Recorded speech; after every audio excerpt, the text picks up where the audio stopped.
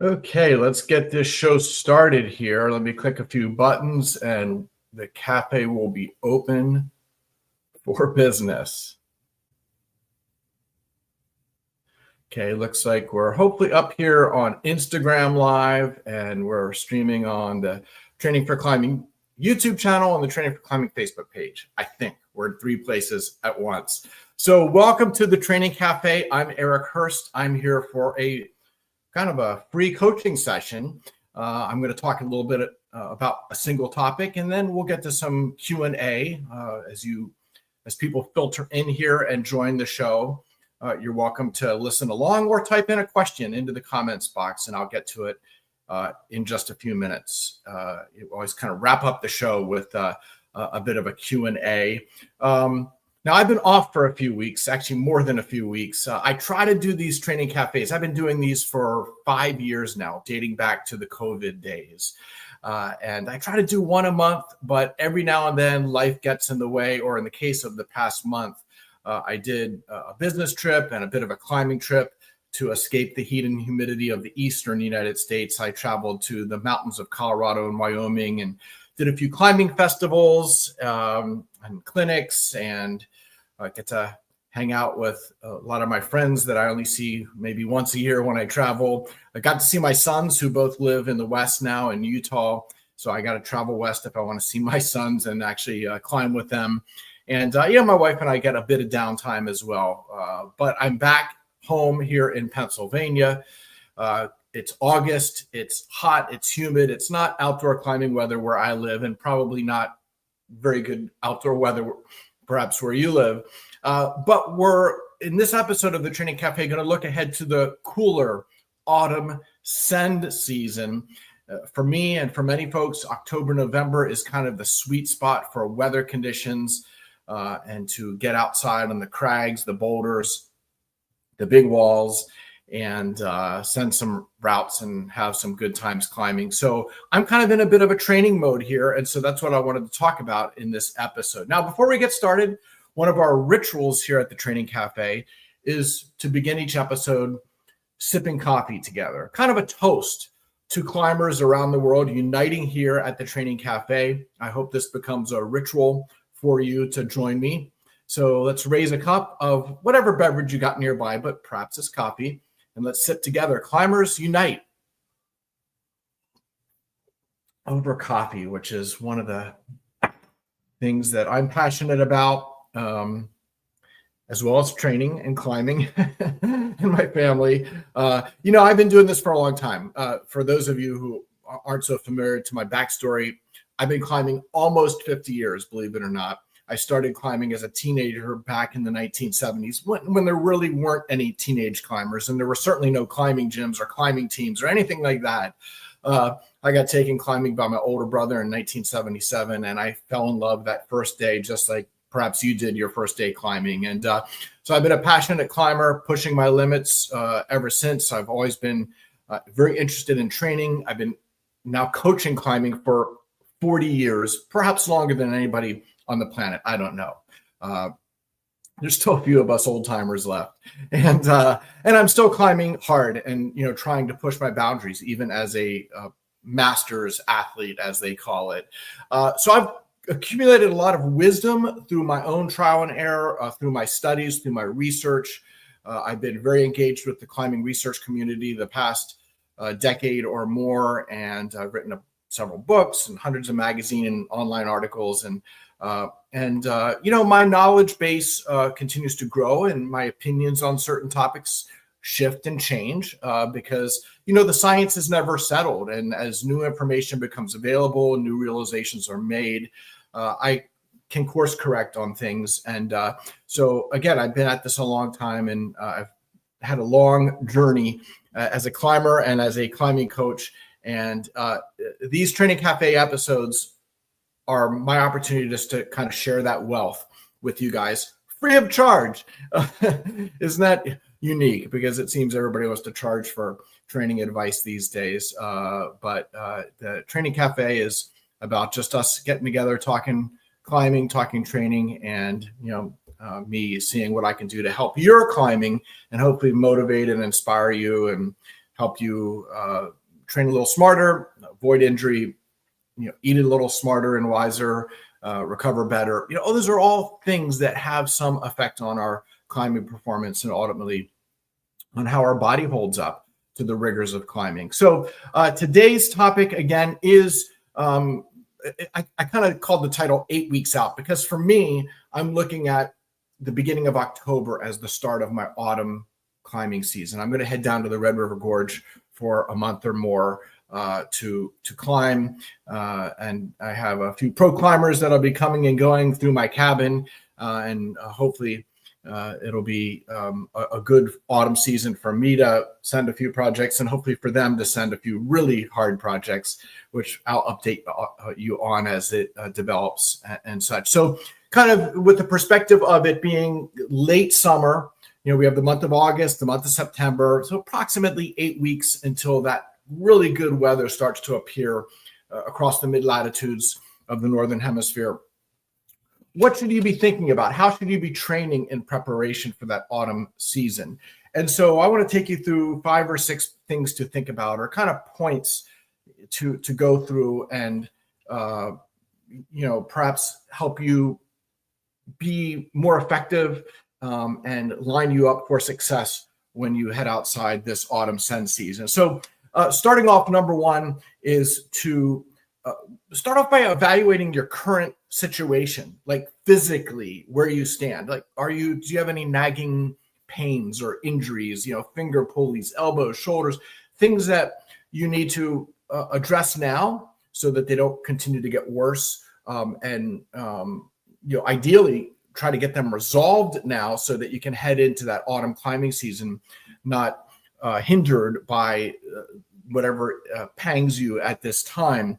So kind of evaluate that first. And if you have an issue, address it now. Try to, in the next few weeks, and a lot of minor injuries can be rehabbed or corrected just by making a few short-term adjustments in terms of your training, adding in a couple of rehab exercises. If you have something that's more significant, see a doctor, see a PT, get some guidance to help you, rehab the injury or address the injury in the best way to bring about a rapid resolution. So that's number one.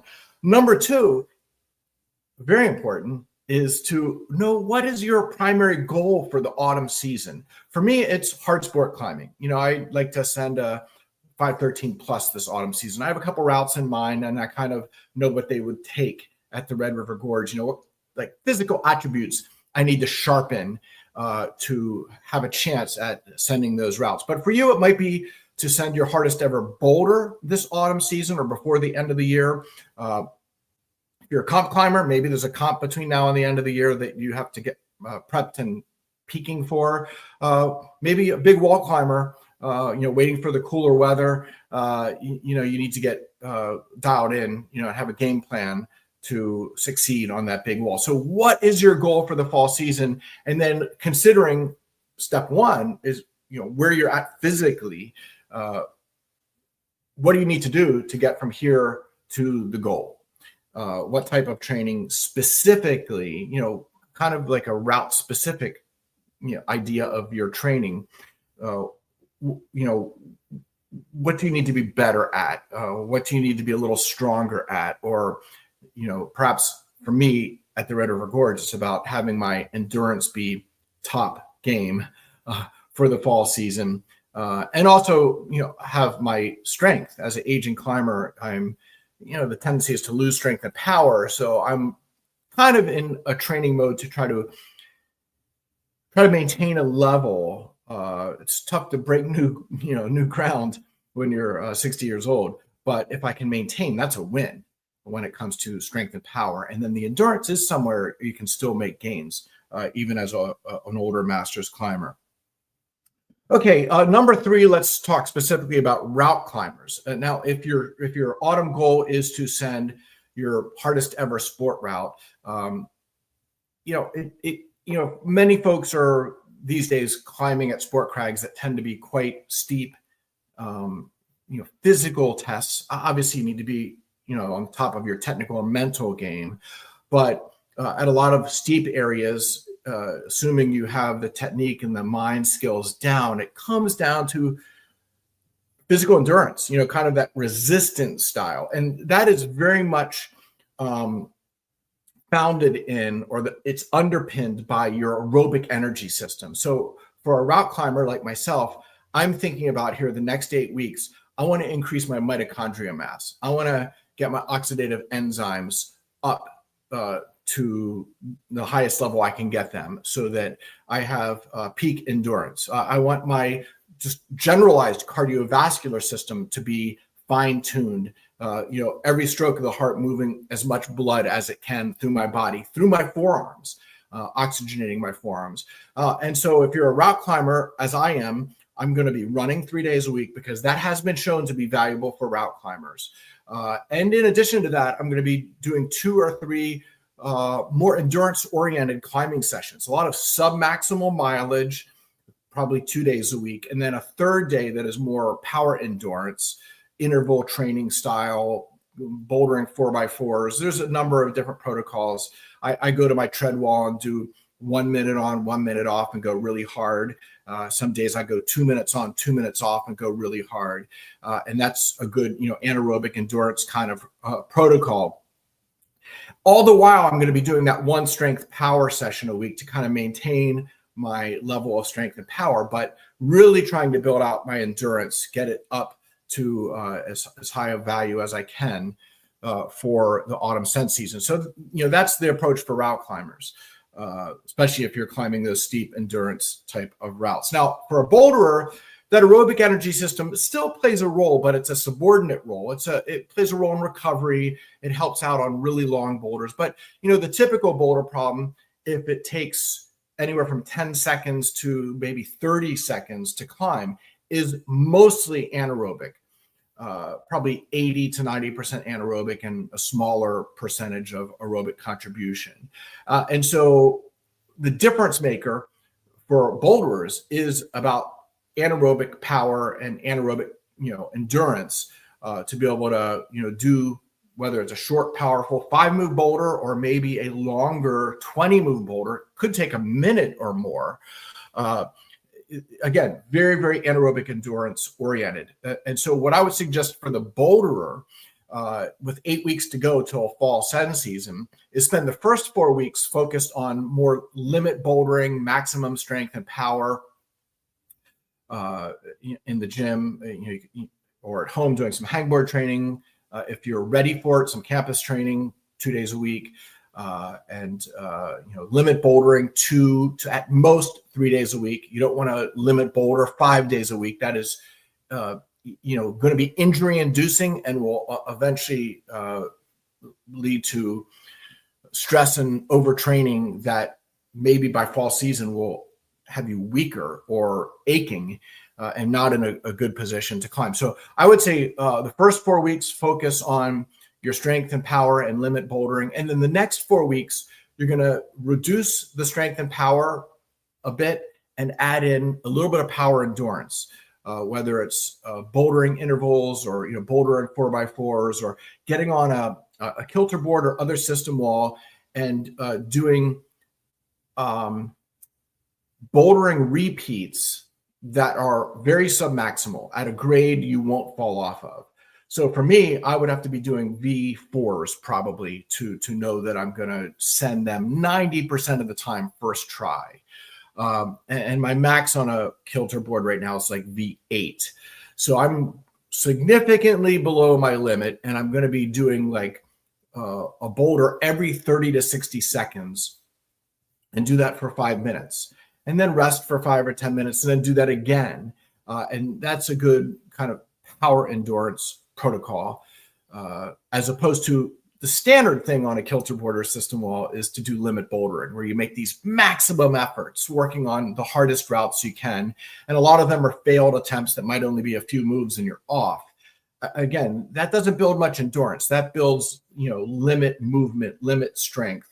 And that's important for a boulderer, obviously. So, but you, again, want to segue or transition, let's say, the first 4 weeks being more the limit style training, and the next 4 weeks a little bit more on the capacity side of things.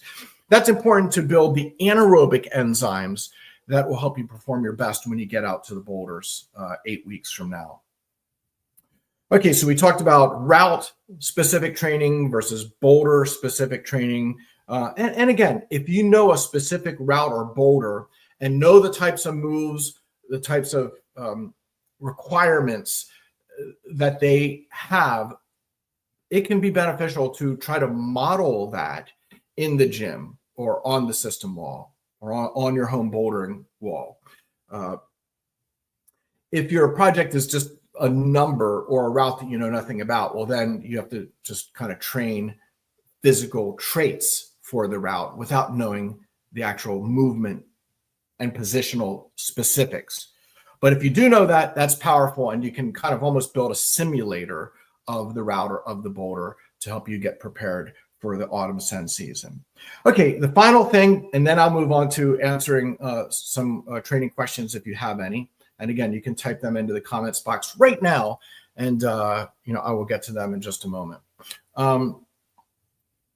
And by the way, I don't know if folks watching on Facebook or Instagram are able to get comments into a location that I can see them, because my streaming interface here tends to be more skewed towards YouTube viewers getting comments through. So unfortunately, I might be missing some questions that you're typing in.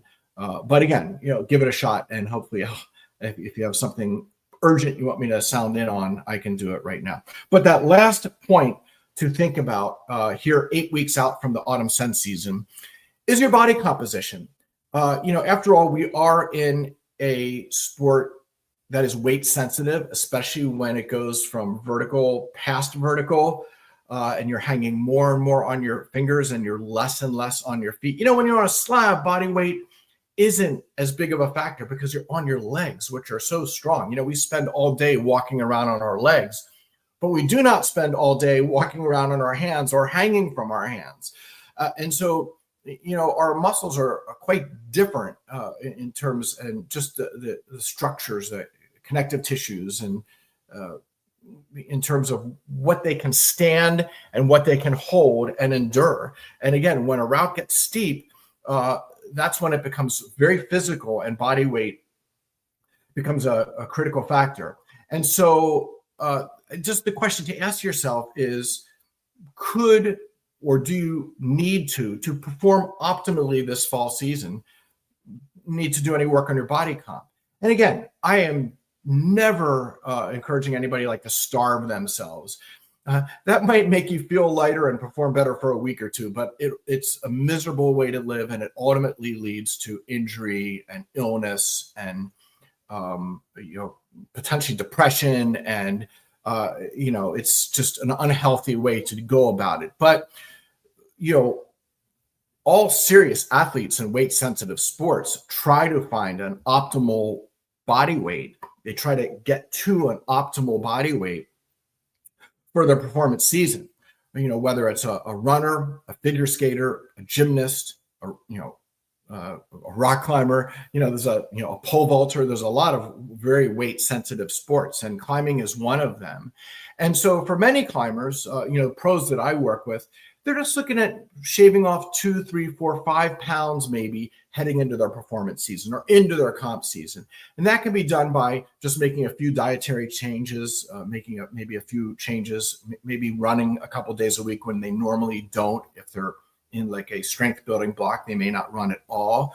But if they're transitioning into a performance block, they may add in a few days per week of running just for the cardiovascular benefits and also for the caloric burn that you get from running a few days a week. And of course, adjusting the diet appropriately, removing alcohol, or at least reducing it, but ideally removing alcohol, those, sugary foods and pastries and desserts and processed foods, they are, hard on your body in a number of ways. And I won't drill down into that, but in terms of,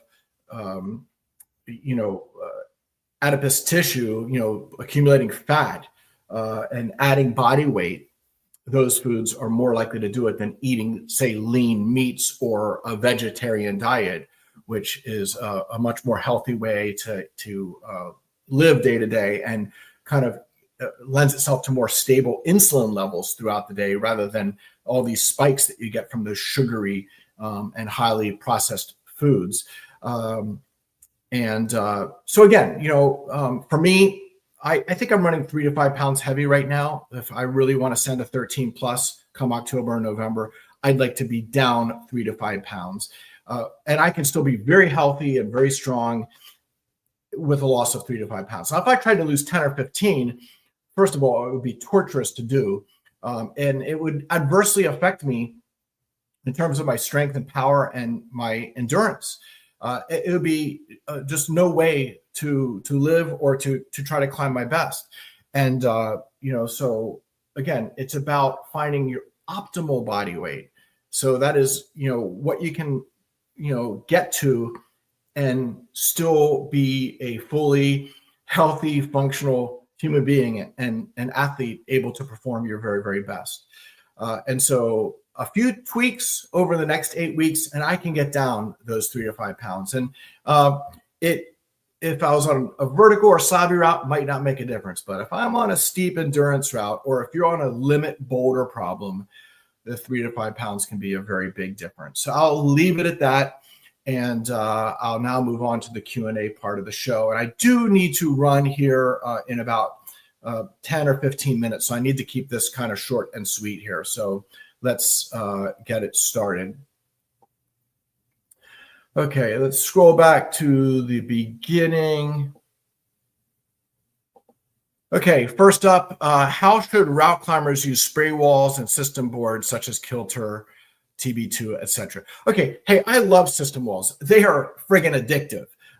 Especially the Kilter board. It just fits me well, and I find it so fun and enjoyable. So I wish I had regular access to one, which I unfortunately do not. But in any case, if you do have regular access, then I think all climbers, whether you're a boulderer or a more of a sports specialist, probably can benefit. So a route climber can benefit from 1 day a week where you are trying to use the system walls, the Kilter board and such, to do limit moves, because we need to be able to do hard crux moves. So I would say 1 day a week for that. But if you're doing every session at the gym on a system wall and you're a route climber, then you're probably not training most effectively, unless you change your approach using the system wall. And that's how I guess I'll finish answering your question is, the 1 day on the system wall doing the limit type problems, really stretching your abilities and trying to, make 100% efforts 1 day a week. And then maybe 2 other days a week, use the board where it's more submaximal, kind of endurance oriented or interval training approach, as I described earlier, where you're kind of climbing at your flash level on the system wall and climbing more for volume. And taking incomplete recovery between a lot of those attempts. When you're doing limit bouldering, you're striving for complete recovery between efforts. So you might rest 3, 4, 5, 6 minutes, maybe even 10 minutes between all-out efforts if you're bouldering for limit. But if you're bouldering for capacity, for more of an endurance workout, you're using an interval style approach where the recovery between the intervals is incomplete. So I would do that 2 days a week if you're a route climber and just 1 limit session. And I think it would be good if you could get a rope on 1 day a week as well, whether that's outdoors or in the gym. So hopefully that helps you out there a little bit. Okay, I only have time to climb hard outdoors once a week. Is that enough to keep moving forward with progress as long as I'm supporting my endurance training indoors? Okay, Claire, that's a great question. And it really depends. I love to answer questions with it depends, because it speaks to the nuance that is needed in so many topics relating to climbing performance. And the nuance on this question relates to just where you are in your climbing. If you're a first-year climber or even your first couple of years, climbing once a week, you will continue to improve because it's still a new activity for you. So every session that once a week, you're learning to move more efficiently. You're learning to read routes more effectively. And you're developing, some climbing specific fitness, although it's hard to make great gains in fitness if you're only climbing once per week. But again, for the beginner, you can make some gains once a week. But the more advanced you become, let's say you've been climbing anywhere from 3 to 10 years, you really need to be climbing ideally 3 days a week. And as you become a more high-end climber, probably 4 days a week. Now, again, that doesn't mean climbing at your limit, but that means doing some type of climbing movement and climbing training 4 days a week. So again, it could be anywhere from 1 day a week for a beginner that actually gets you some gains to, at the other end of the spectrum, very, more veteran advanced climber needing 4 days a week to provide the stimulus and to eke out further gains in movement and strength and power, and to develop all those mental skills that come through just sheer volume of climbing exposure and climbing practice.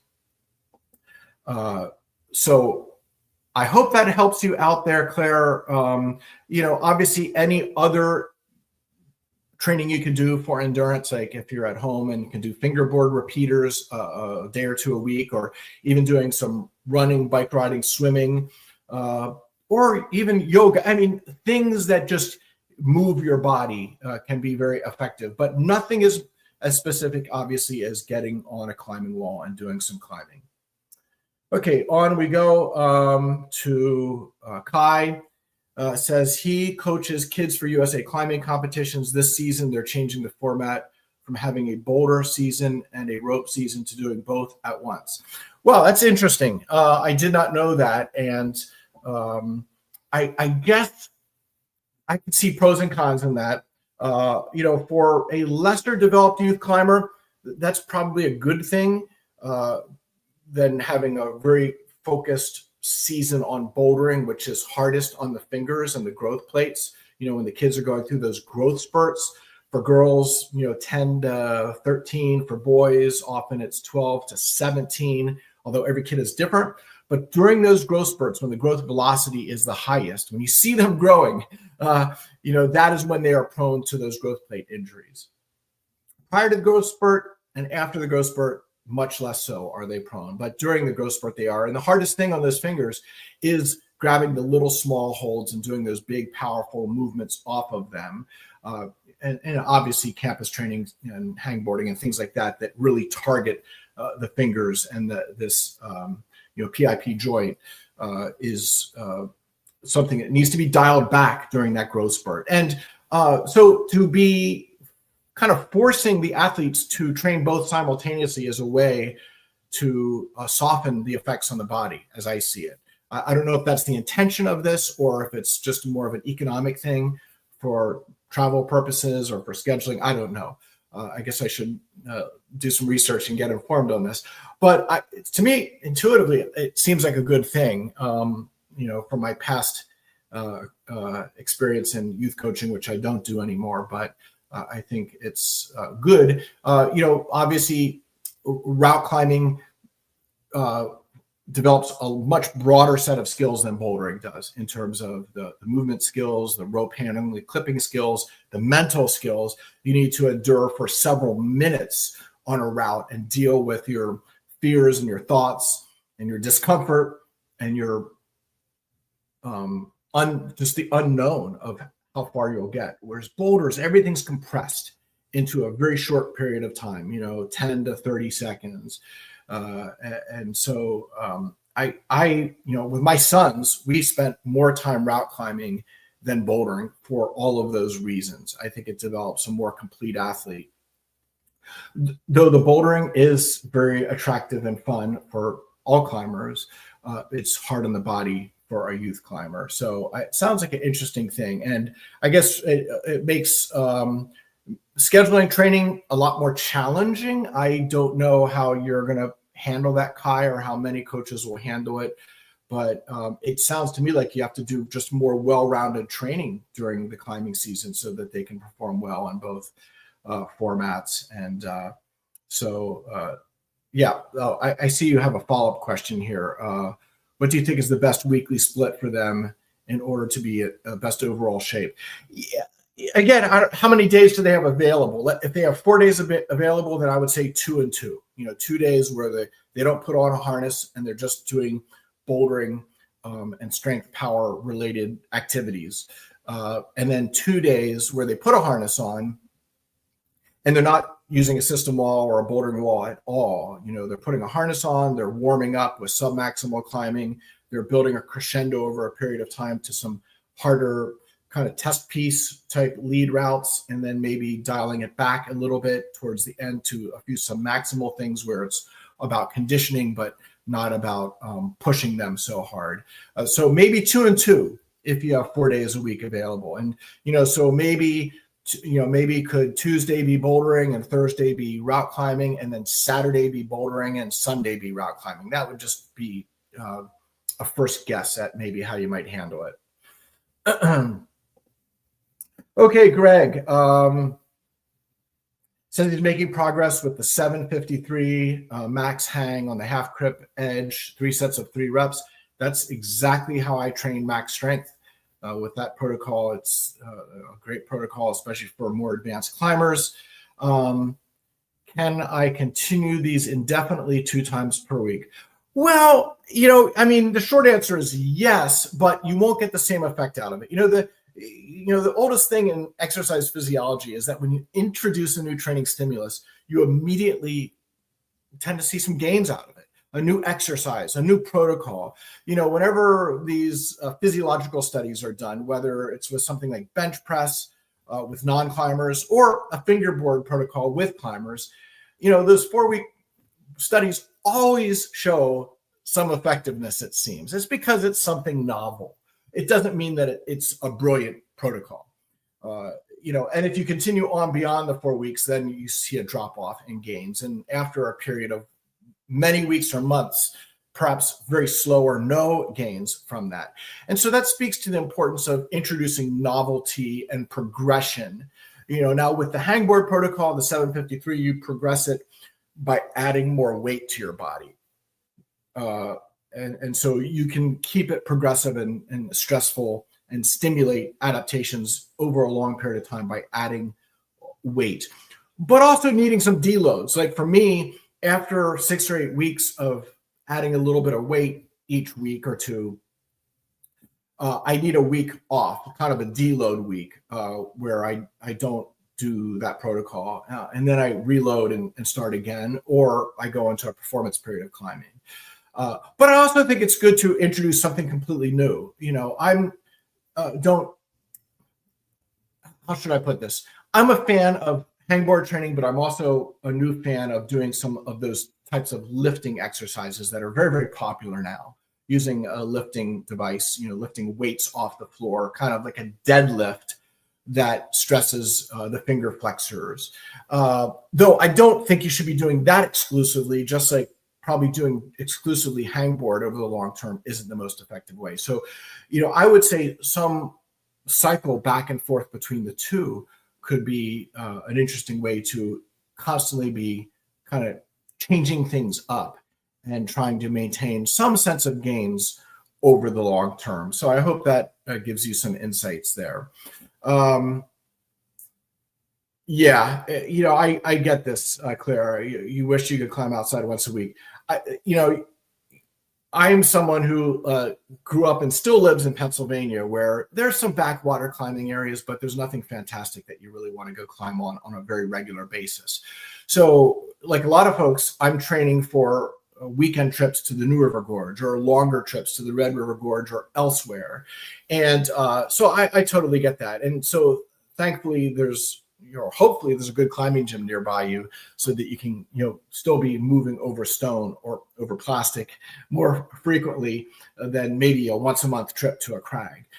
It's all about finding balance. And again, everybody's in a unique situation in terms of where they live and what resources they have available in terms of gyms and just the ability to travel. And so you just got to make the best of what you can. And, the beautiful thing, Claire, is that, climbing's a life sport. Look at me. There's a long arc to the climbing career, and it will continue if you love climbing and are passionate about it. Despite school or career or family, things that come and go over the years. I'm an empty nester now, so there is no family, sadly. But again, through those changing years and changing situations, your climbing will ebb and flow, and your training will ebb and flow. But hopefully, your passion and love for climbing will be consistent throughout. And so that's a bright spot. When to any of you viewers that kind of feel like you're not in the best situation, or you're not climbing as much as you'd love to, know that it can and likely will change for the better, and maybe in short time periods change for the worse.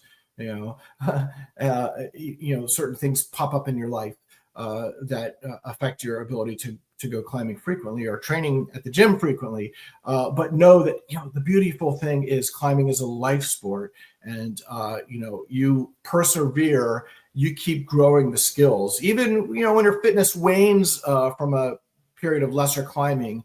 Those climbing skills, that knowledge, that wisdom is accumulating throughout, and it's not lost with kind of a down period in your climbing.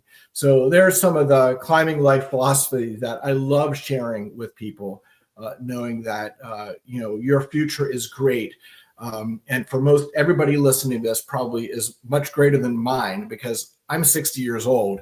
It's sadly going to be a downhill trend here in terms of climbing and maybe opportunity. Who knows? We'll see. I'm motivated, and despite my age, chronologically, my mind is that of a 30 or 40-year-old. And so that's the most important thing, I guess, for us older climbers. Next question here, and I guess maybe the final question, and I need to wrap this up. Says he's a 40-year-old postal worker, constantly on the move, walking 10 to 12 miles per day. How should this affect my training regime? Wow, that's a lot of steps per day. You have made your steps per day. So good job on that. And you do not need to do any additional running. Even walking at that kind of volume is a good workout, and you likely have a strong heart and a good resting heart rate. And so the last thing you need to do with your training time, unless you really enjoy it, is to do additional cardiovascular exercise. So for you, you want to be thinking from the waist up in terms of what your training time should be. Everything from core training to shoulder training to your finger flexors and everything in between.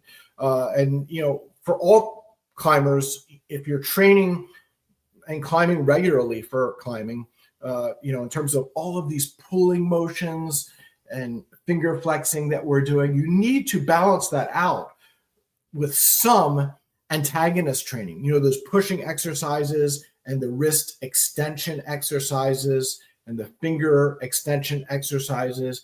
Very important for maintaining muscle balance and having, a reduced risk of injury over the long term, and just, having more functional shoulders and upper body that can really pull hard and, climb hard in novel positions, calls those antagonist muscles into play for support, structural support and stiffness, which is very important for hard climbing, especially steep hard climbing. And so, again, to answer your question, I would be trying to do a well-rounded program, at least 1 day a week of like pushing exercises. You don't want to do a bodybuilding program, that's bulking you up, obviously, but doing 1 day a week, at most 2 of pushing exercises, doing at least 2, perhaps 3 days a week of climbing related exercises. And of course, trying to get on the climbing wall on those days as well.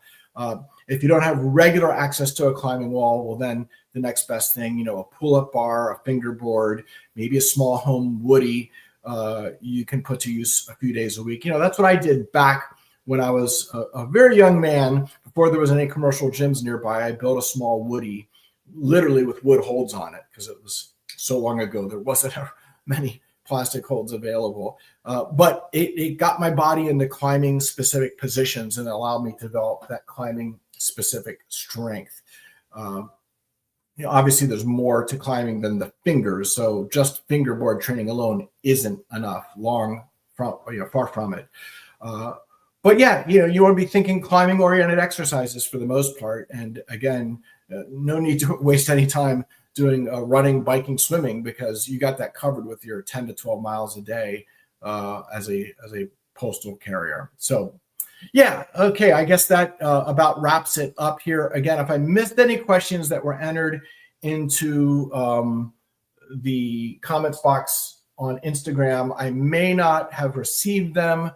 The nature of the streaming platform is it gives preference to people following along and typing comments in on YouTube. But you're welcome to reach out to me on Instagram. My personal Instagram is Eric_Hörst, spelled Horst. And also the Training for Climbing, that's the number 4 climbing Instagram account, which is kind of more the training side of things. And I don't monitor those on a daily basis. I'm just too busy to do that every day, but I check them a few days a week. And so excuse my tardiness if I'm slow to respond, but I do try to respond to everybody at some point. So I guess that does it for the Training Cafe. If you still have some warm coffee, let's sip one more time. I have coffee for breakfast, for lunch, not for dinner. I like to sleep at night. But in any case, thank you so much for joining me here on the Training Cafe. Trying to do these once or twice per month on Mondays at noon Eastern time. And so, if you subscribe to the Training for Climbing YouTube channel and ring the bell, then you will get notifications. Oh, and one more thing. My website, which is trainingforclimbing.com, to spell it out. If you go to trainingforclimbing.com, there's a pop-up box that eventually pops up on your visit and asks you if you want to subscribe to my training newsletter. And that training newsletter is just a once or twice a month kind of summary of recent articles and posts that I think you'll be interested in. And sometimes a podcast or video link as well. There's no spam. I'm not going to share your email with anybody. It's a tight-knit group of, it might be close to 10,000 people on the list right now. And I invite you to join that list if you're someone that's passionate about training and continuing to kind of further your education on all things that affect climbing performance. So that's at trainingforclimbing.com. Well, I guess that does it for today's Training Cafe. Hope to see you in a couple of weeks. And if anybody's traveling to the Red River Gorge this fall, keep an eye out for me. Do give me a shout out or, say hi if you see me. I always enjoy talking at the crags, especially talking about training and sending. And so if you ever see me out and about, please introduce yourself. Until then, climb strong.